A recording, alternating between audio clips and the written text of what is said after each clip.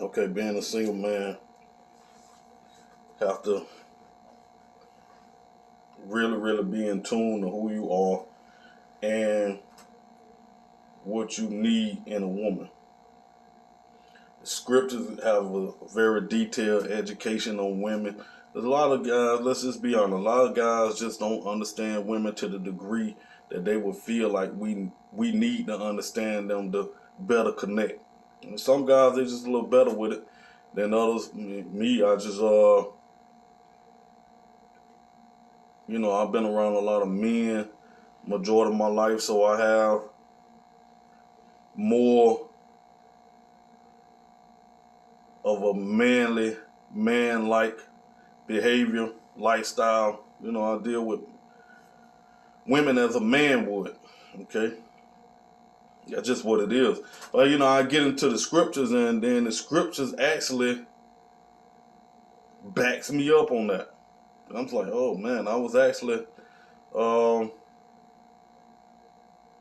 hitting the mark in certain spots without even understanding it, okay? We got to understand the nature of women. That's what I want to talk about. I want to get into, like, understanding the nature of women according to the scriptures, knowing what it is that we need and what to look for, what's a red flag and what's not a red flag when it comes to women, especially those single brothers like myself who are looking to wife up, okay? 42 years old, never been married, and there's a reason. That reason is I've been very selective, and I've been looking for a certain thing, which has been a very hard thing for me to find. All right, I never jumped out there and just did something just to do it. There's been a lot of hard work and sacrifice behind it. So when I'm confident that when the Most High presents her to me, it's gonna be a beautiful thing for me. All right, but let's just get into the scriptures. Ladies, if you get offended, I got it out the book. It is what it is. So the first verse I'm gonna pull is gonna be in Sirach. I'm doing a lot of Sirach right now.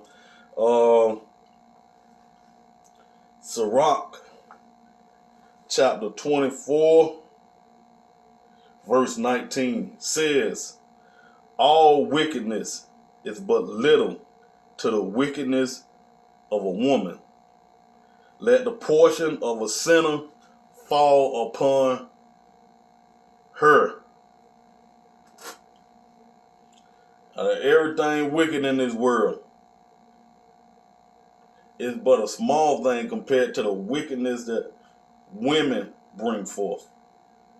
So we got to understand that there's a certain type of wickedness that women can present in a man's life that is worse than anything he could have ever done. Be mindful. And the scripture says the Most High is giving that woman to the most sinful men, sinners, okay? In verse 16 it says, "I'd rather dwell with a lion and a dragon to keep house with a wicked woman." A lion and a dragon. Imagine that. So, wicked women are being given to sinful men, right? What else is being given to sinners? We jump over to Sirach chapter 39 and 29. It says, "There be spirits that are created for vengeance, which in their fury lay on sore strokes. In the time of destruction they pour out their force and appease the wrath of him that made them.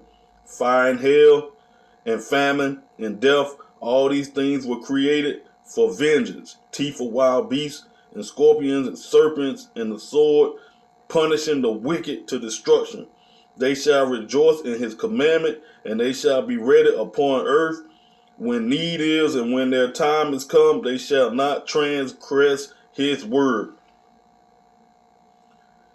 The Most High has put a woman, a wicked woman, in the same category of punishing you sinners as with fire and hail, and famine and death, and the teeth of wild beasts.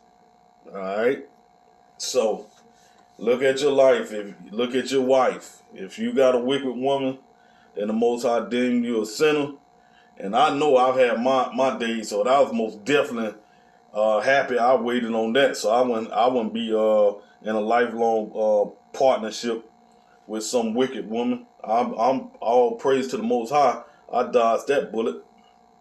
All right, but we just getting understanding of the nature of this thing. All right, so if we keep going and we look that there are just certain things that a woman is gonna do. All right, it's just certain things. What kind of things? All right, let's get it out. Let's bring it out. In verse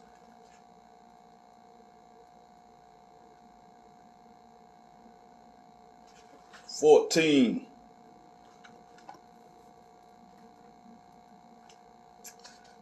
No, I want to bring something else right quick.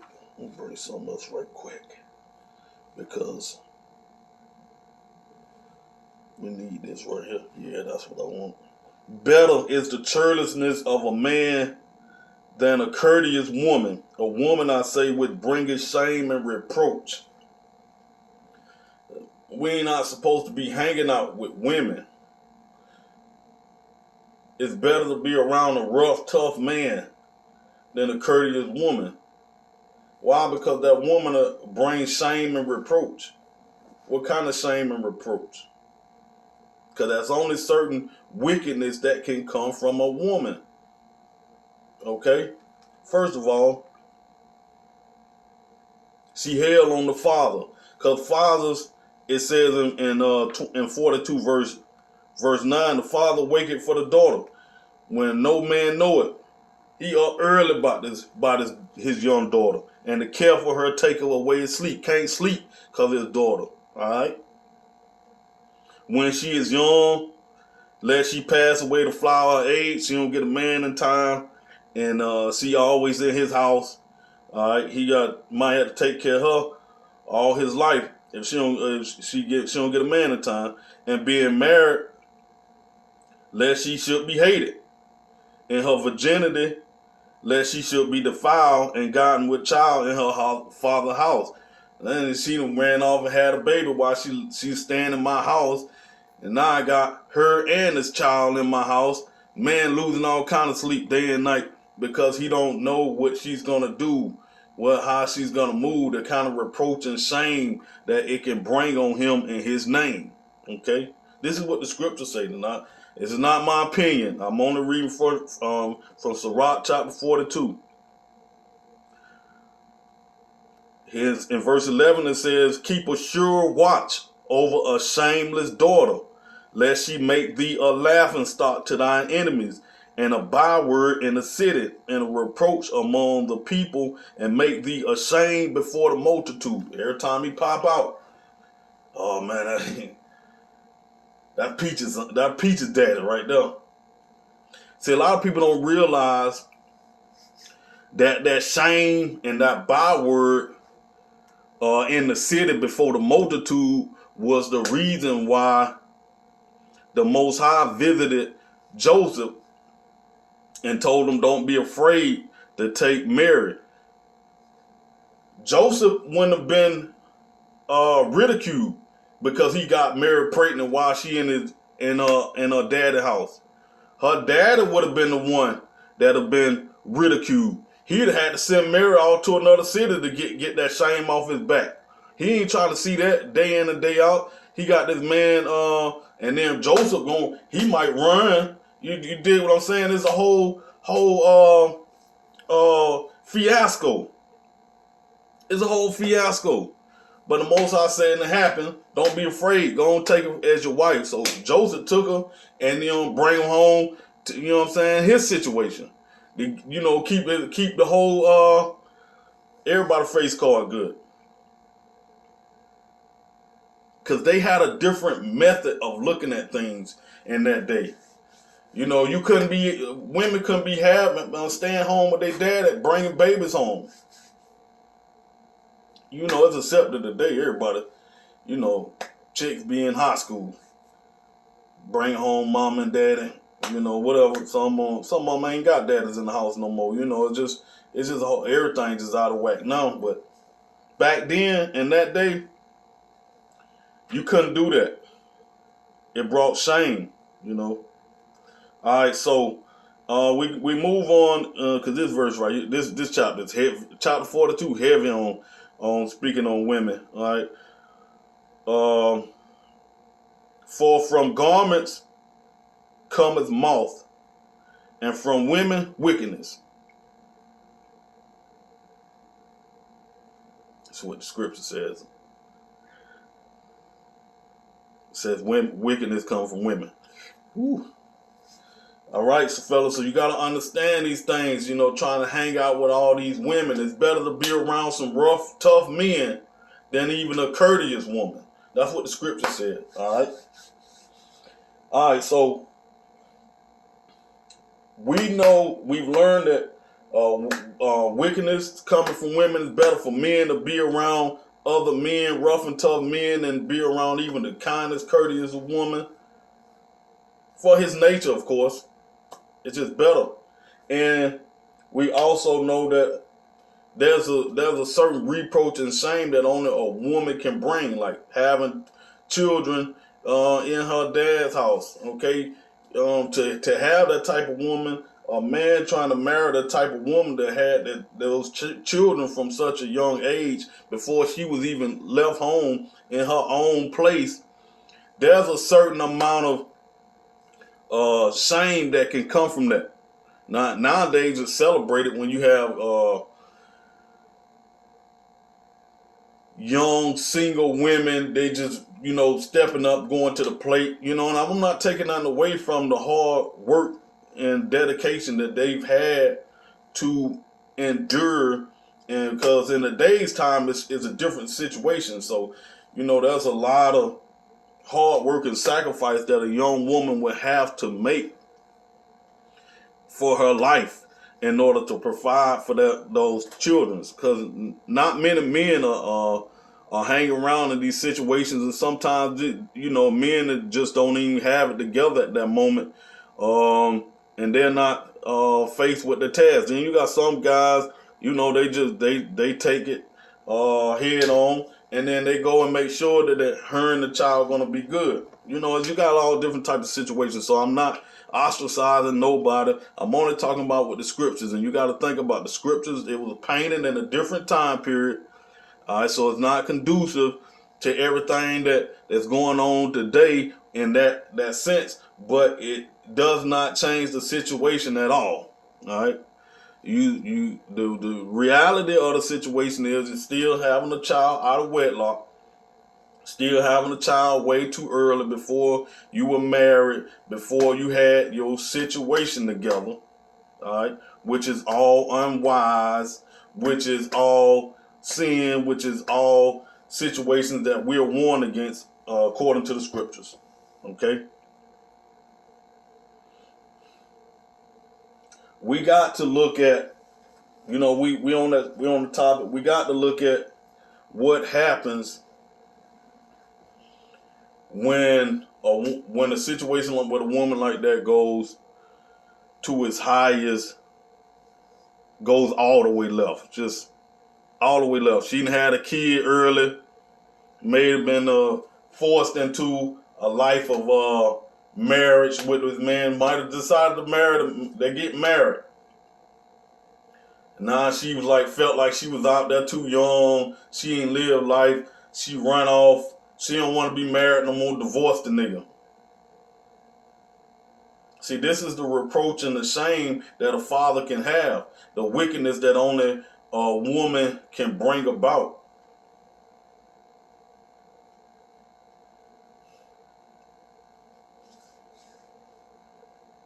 What happens when a woman does that? Let's look at Sirach chapter 23.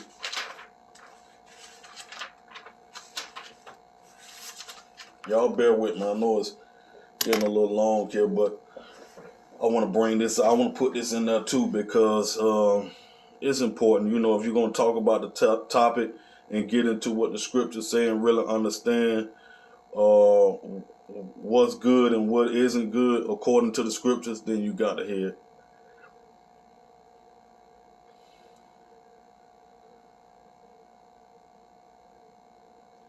We're in Sirach chapter 23.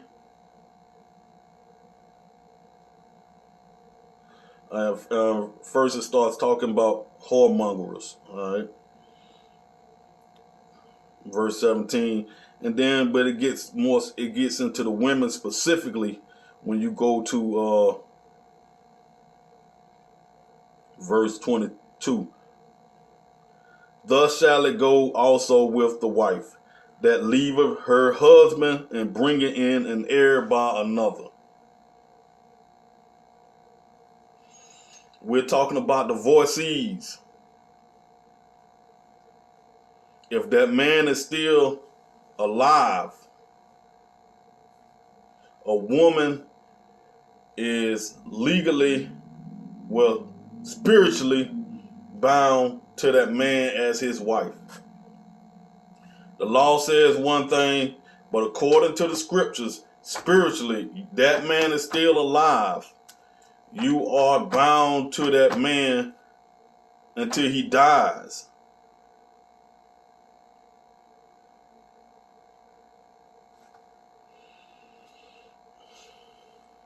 Let's read verse 22 again. Thus shall it go also with the wife that leaveth her husband and bringeth in an heir by another. For first, she have disobeyed the law of the Most High. And secondly, she have trespassed against her own husband. And thirdly, she have played the whore in adultery and brought children by another man. See, this is the wickedness that only a woman can bring. The shame and reproach that a woman has. That's why men have to be very careful. Like, you can't be marrying these women that had husbands already. If she's divorced, like, that's just, we're just talking about the scriptures. If you want to align with the scriptures and she's not a widow, sorry, you messed up. Like, that ain't, you know what I'm saying? That ain't my fault that you messed up. That you got, that's the way the Most High views you.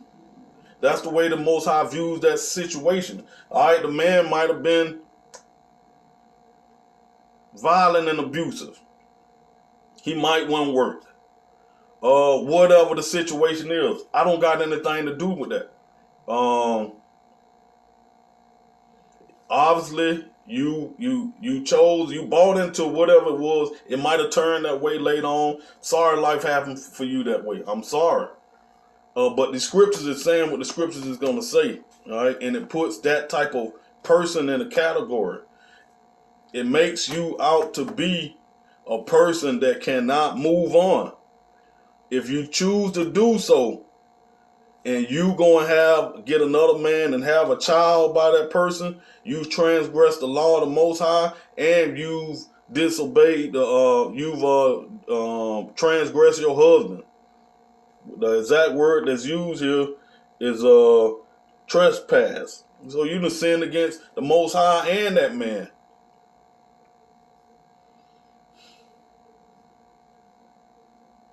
You know, back then, you know, they had a different method. So in verse 24, it says, she shall be brought out into the congregation, and inquisition shall be made of her children.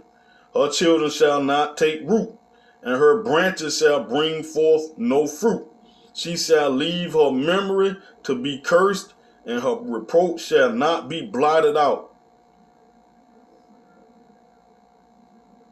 And they that remain shall know that there is nothing better than the fear of the Lord, and that there is nothing sweeter than to take heed unto the commandments of the Lord.